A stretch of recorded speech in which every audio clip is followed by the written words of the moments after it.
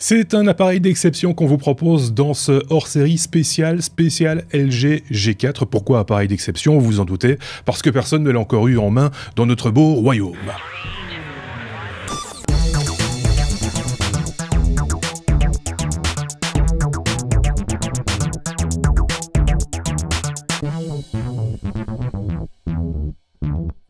À part nos amis Marc et Sébastien qui ont eu l'occasion, il y a 2 jours à peine, de tripoter la bête, comme on a l'habitude de dire, le LG G4, un appareil qui sera disponible dans le commerce dans combien de temps, quelqu'un peut dire Oui, la dernière semaine du mois de mai. Donc on a encore quand même 15 bons jours à attendre. Voilà, donc on va vous faire saliver un petit peu, peut-être, on ne sait pas, on va voir, avec cette démonstration en quelque sorte du LG G4, parce que je pense qu'on est le seul podcast belge, ou même voire francophone, du monde, à pouvoir vous le montrer, en tout cas dans les minutes là qui viennent tout de suite. Dans quelles circonstances, Marc, vous avez eu l'occasion de tester cet appareil, de l'avoir en main ? En fait, tout simplement, hier, nous étions invités par Mindshake, qui est l'agence de presse avec laquelle LG travaille ici, dans notre pays, pour présenter justement en avant-première aux journalistes la nouvelle bébête.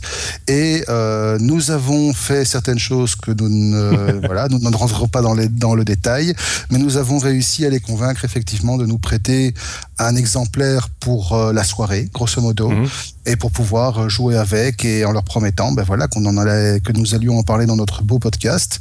Et le fait que j'habite à 5 minutes de leur bureau, à mon avis, a pas mal joué. Voilà. Faut pas donner toutes les ficelles. Non, mais attends, j'ai pas dit tout ce qu'on a dû faire. Non, c'est vrai. Voilà. C'est peut-être le plus important, effectivement, pour y parvenir. Oui.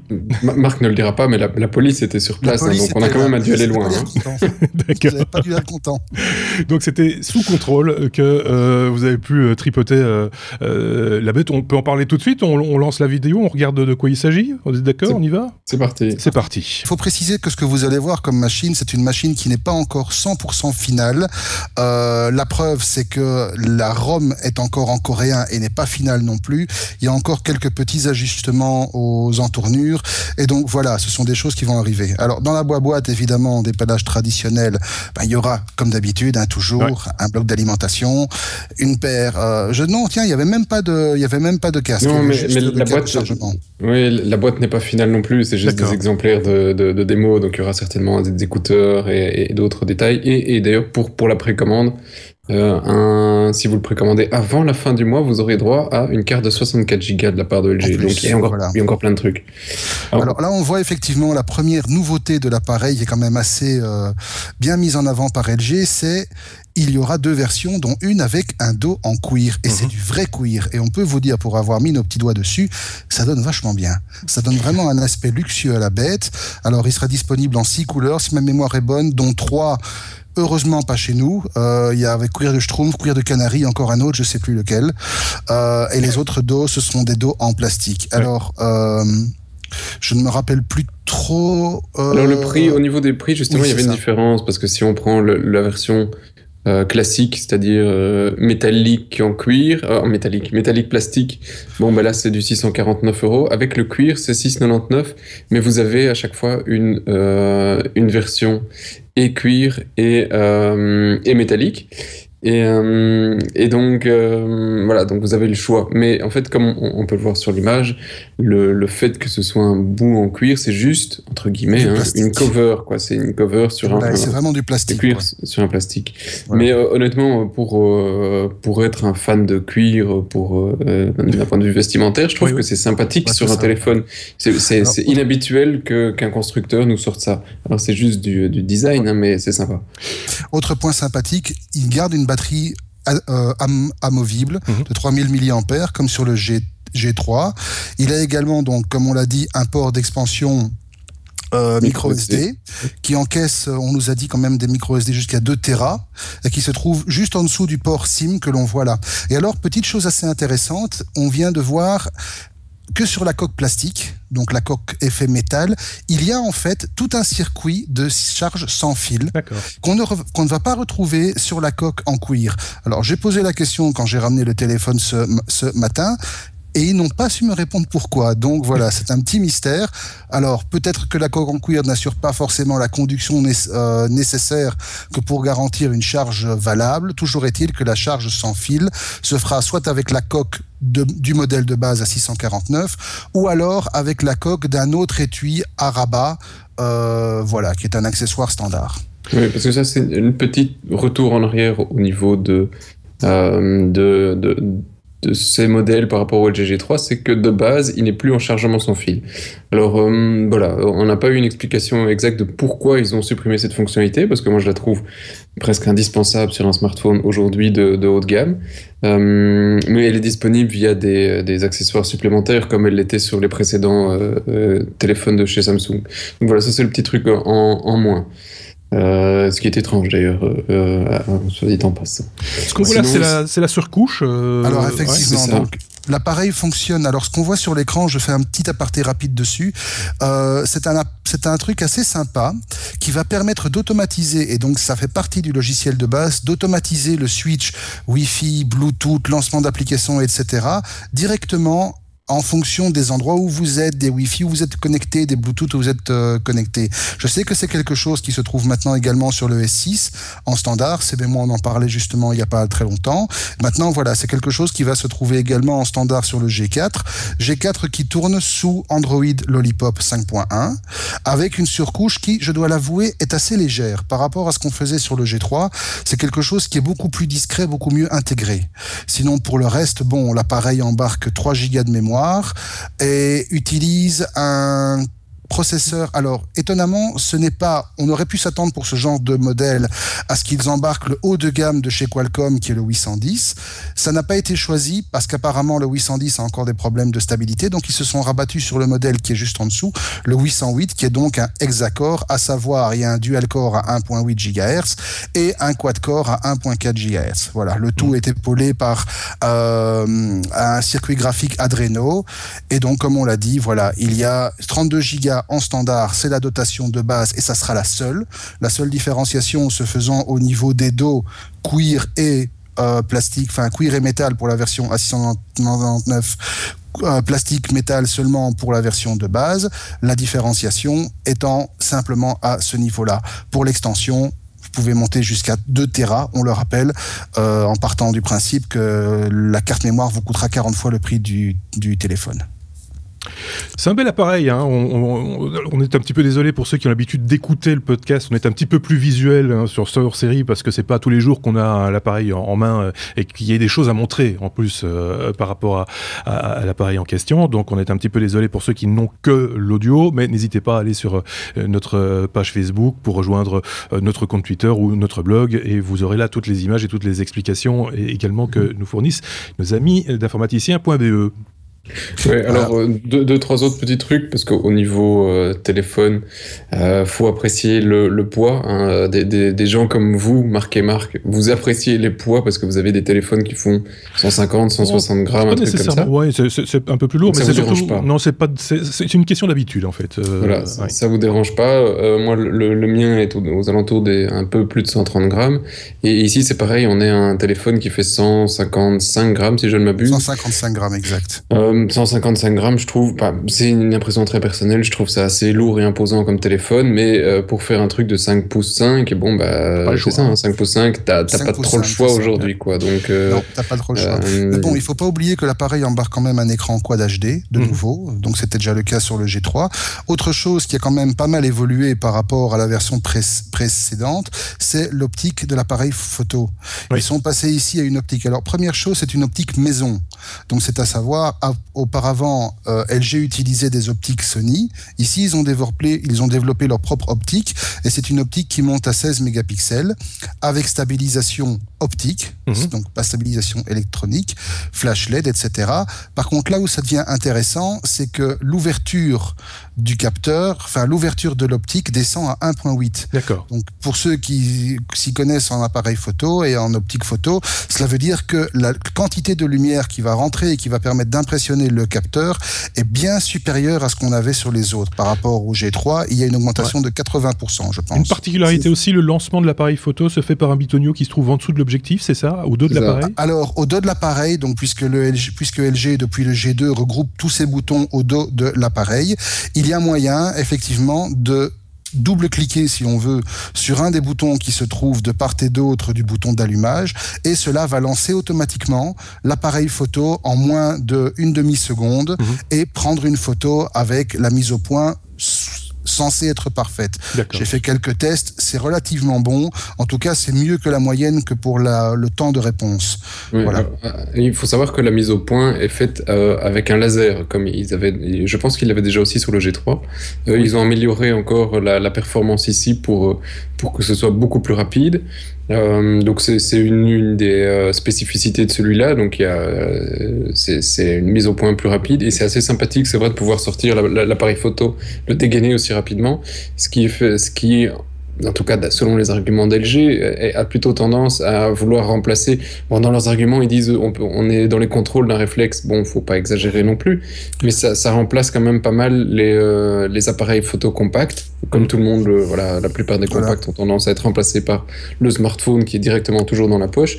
Et ici, c'est vrai qu'avec le nombre de contrôles et avec la possibilité de facilement le lancer avec un seul bouton, ça commence quand même à faire son effet. Je trouve que il n'est pas improbable que le compact vive tout doucement ces dernières heures face au smartphone de haut de gamme comme ça. Parce que les capteurs sont bons, la lumière est bonne, les photos sont bonnes. Ça commence à vraiment devenir de bons appareils photo, quoi. Comparaison rapide avec le modèle précédent, hein, le G3. On le voit sur les images, si vous voyez les images, il n'y a pas énormément de différence en fait. Non, il y a un demi-centimètre en hauteur, c'est tout. Je voudrais rapidement revenir une toute dernière fois sur le logiciel qui est embarqué pour l'appareil photo.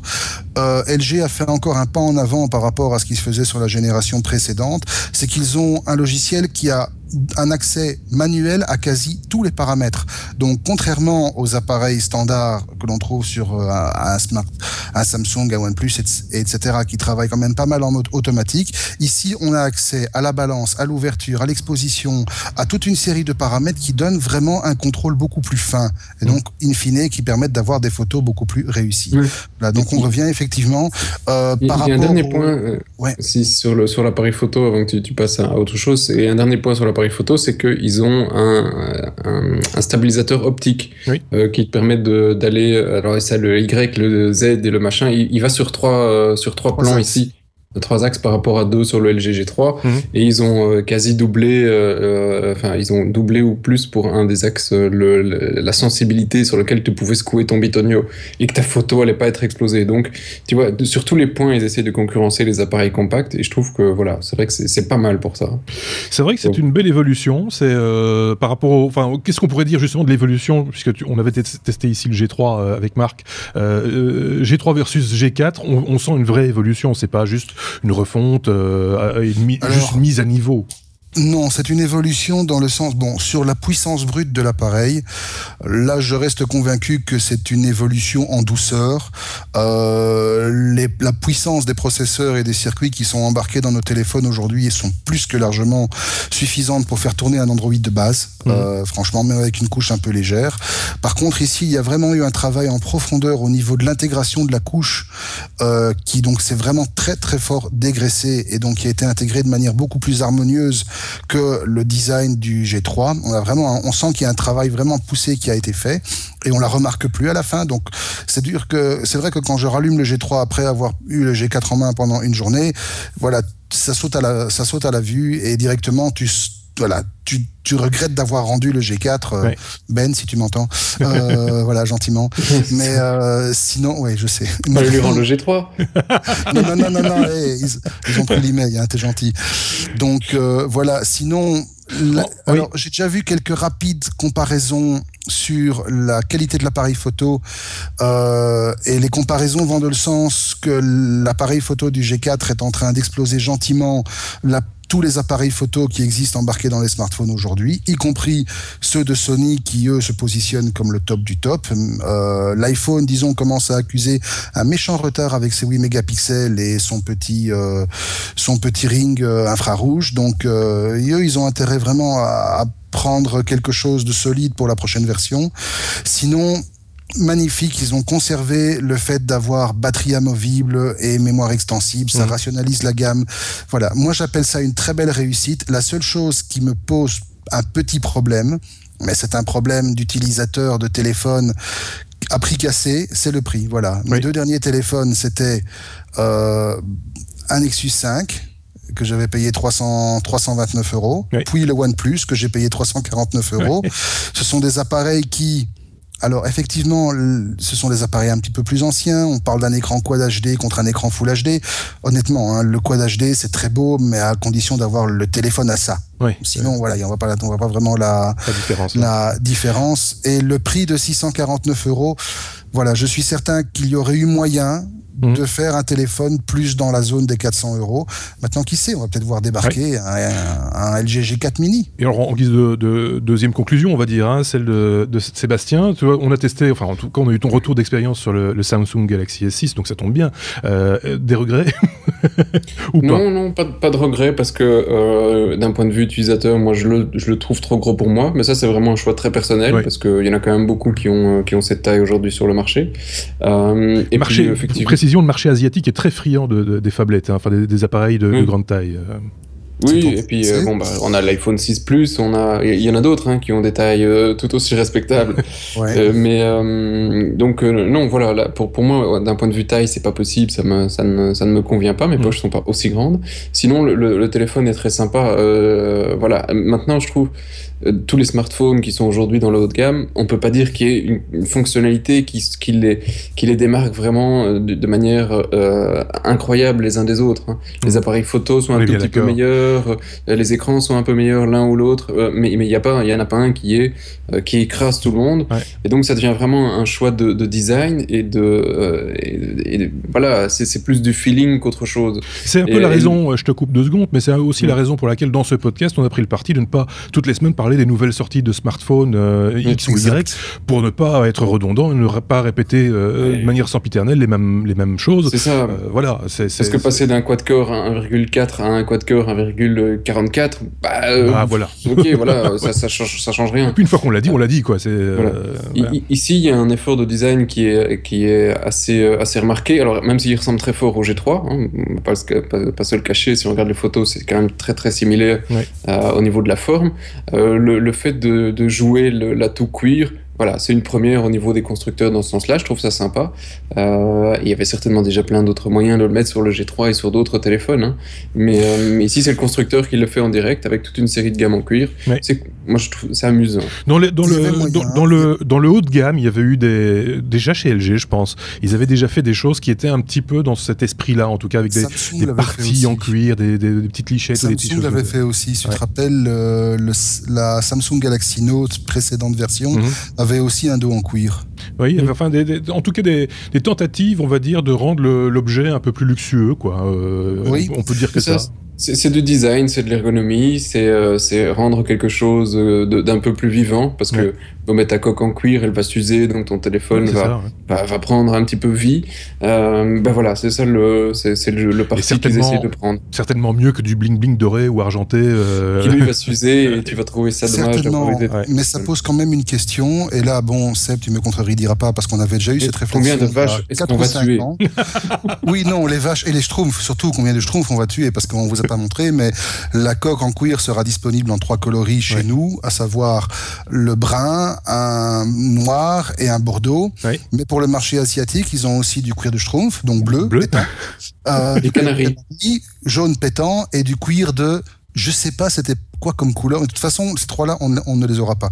Non, maintenant, plus sérieusement, et donc je disais, Seb ne me contredira pas, c'est une réflexion qu'on a eue tous les deux il y a 5 ou 6 ans déjà, quand on faisait les conférences Acer, donc je change complètement de registre. Mais c'est aussi Mindshake. Salut Ben. Voilà, exactement. Les seules nouveautés qu'on annonçait de conférence en conférence, la fois passée, nous avions un laptop bleu. Cette fois-ci, on a un laptop rose. Maintenant, on va avoir un laptop doré. Et donc, voilà, comme dit Seb, le facteur de différenciation devient le design, puisque au niveau des fonctionnalités... On n'ira pas beaucoup plus loin. Enfin, on sera toujours que dans une forme d'évolution, alors que dans le design, on peut imaginer toutes les folies, du plus sympa au plus original, en passant par le plus kitsch, malheureusement, de temps en temps. On va ressortir un téléphone avec clavier intégré et grosse antenne. Il y a ça, mais on se rappelle qu'il y a quand même à l'époque des GSM, il y avait des marques qui ont sorti quand même des trucs, des espèces de morceaux de gouttière, ou de morceaux de gouttière, bouchons d'essence de voiture tunée, quoi. Enfin, ou de pare-choc, quoi. Je ne sais pas. Il y a quand même eu des trucs très, très, très particuliers, quoi, de ce côté-là.